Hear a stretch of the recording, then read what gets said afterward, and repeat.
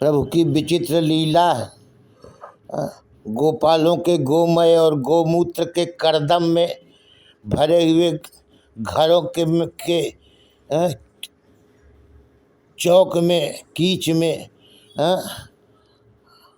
आंगन में आप सुखपूर्वक मचल मचल कर घूमते हो, पर ब्राह्मणों के पवित्र यज्ञ स्थलों में आते हुए लजाते हो।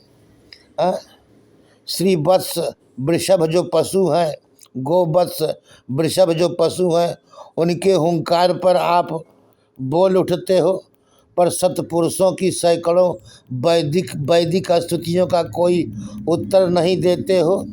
गोकुल गांव की पुंचली जो जार बुद्धि से आपका सेवन करती हैं, उनका दास बनने में आपको तनिक सा भी संकोच नहीं होता, पर जो बेचारे व्रत तप के द्वारा संयम पूर्वक रहते हैं, इंद्रियों का विषय से संयुक्त नहीं होने देते, मन को दबाते हैं, वृत्तियों को रोकते हैं। आश्चर्य है कि आप उनके स्वामित्व को भी नहीं स्वीकार करते हैं। आपके इन चरित्रों को देखकर यही निश्चय करना पड़ता है कि आपकी प्राप्ति केवल प्रेम साध्य है। एकमात्र रागानुगा भक्ति ही आपको बस में कर सकती है। गोपालाजिर करदमे बिहर से, गोपालों के अजीर आंगन के करदम कीचड़ में आप टहलते हो।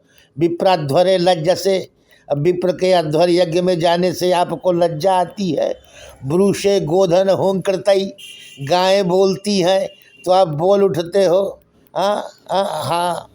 है काली धूमरी स्तुति सतई मौनम विधत्से सताम, करोड़ों करोड़ों स्तुतियों से भी आप मौन रहते हो। दास्यम गोकुल पुंचली सुकुरते, गोकुल की पुंचलियों का आप दास स्वीकार करते हो। सौम्य दांतात्मसु, और जो दांत है, उदांत हैं, जो इंद्रिय संयम आदि करते हैं, उनका स्वामित्व भी नहीं स्वीकार करते। ज्ञातम कृष्ण तवांघ्रि पंकज युगम प्रेमई का लभ्यम मुहु, एक कृष्ण मुझे ज्ञात हो गया कि आपका अंघ्रि पंकज जो है, चरण कमल, प्रेमई का लभ्यम मुहु। ज्ञातम गोपालाजिर करदमे बिहर से, विप्राध्वरे लज्ज से, ब्रूशे गोधन हुंकृतई स्तुति सतई मौनम विधत्से सताम। दास्यम गोकुल पुंचली सुकुरते, सौम्य दांतात्मसु, ज्ञातम कृष्ण तवांघ्रि पंकज युगम प्रेमई का लभ्यम मुहु। विषयाध्यायतश्चित्तम विषयाध्यायतश्चित्तम विषयेषु विसज्जते, मामनुस्मरतश्चित्तम मयो प्रबलीयते। जो पुरुष निरंतर विषयों का चिंतन किया करता है, उसका चित्त विषयों में फंस जाता है, और जो मेरा स्मरण करता है, उसका चित्त मुझ में तल्लीन हो जाता है। विषयाध्यायतश्चित्तम विषयेषु विसज्जते, मामनुस्मरतश्चित्तम मयो प्रबलीयते।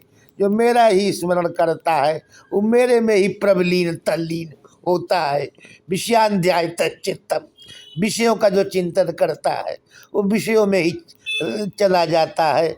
मामनुस्मरतश्चित्तम मयो प्रबलीयते, विषयाध्यायतश्चित्तम विषयेषु विसज्जते।